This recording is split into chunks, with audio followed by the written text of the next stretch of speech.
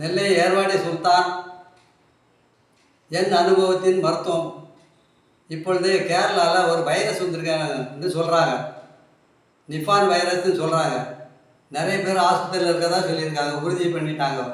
அதே நேரத்தில் ஒரு பிள்ளையும் சின்ன பிள்ளை ஒன்று இறந்துருச்சுன்னு சொல்கிறாங்க.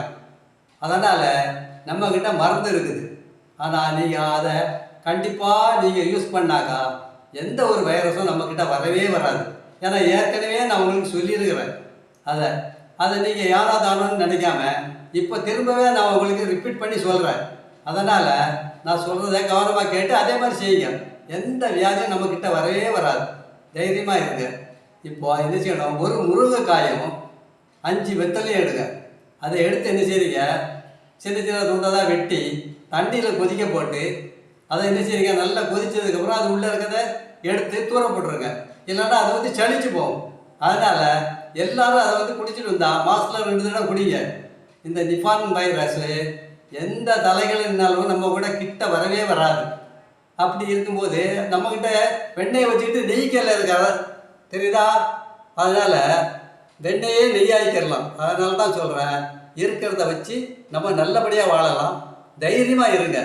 அதே மாதிரி இன்னொன்று சொல்லிடுறேன் உங்களுக்கு, அது உள்ளுக்குள்ளே சாப்பிட்றதுக்கு.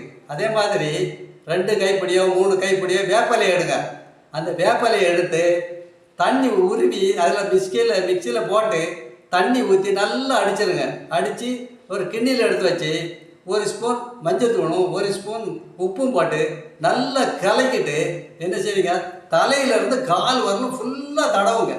அப்படி தடவி ஒரு 1/2 மணி நேரம், பெரியவங்களாம் ஒரு 1/2 மணி நேரம் இருந்து வேறு எதுவும் சோப்பு கேப்பு எதுவும் போடாமல் 1/2 மணி நேரம் கழித்து தலைக்கு தண்ணி ஊற்றுங்க. பொம்பளைங்க இருந்தாக்கா பொடுகெல்லாம் போகும், பேன் வராது. அதே நேரத்தில் நம்ம உடம்புல அந்த ஊறி போய் நல்லா இருக்கும். கொசுக்கடி எப்படி கடித்தாலும் நமக்கு அந்த வைரஸ் தாக்கவே தாக்காது. இது உறுதியாக சொல்கிறேன் நான், ஏன்னா நான் அனுபவித்தேன் நான். அதனால தான் அவங்களுக்கு இதெல்லாம் சொல்லி இது பண்ணுறேன். சின்ன பிள்ளைங்களாக இருந்தால் தேய்ச்ச உடனே தண்ணி ஊற்றிருங்க. ரொம்ப நேரம் வைக்க வேண்டாம், அதான் நல்லது. அப்படி இருந்தாக்கா நீங்கள் தைரியமாக எங்கே வேணாலும் போய் வரலாம். இதை 2வது தடவை உங்களுக்கு சொல்லிடுறேன். யாவமாக இதை செய்யுங்க. ரொம்ப ரொம்ப நல்லது.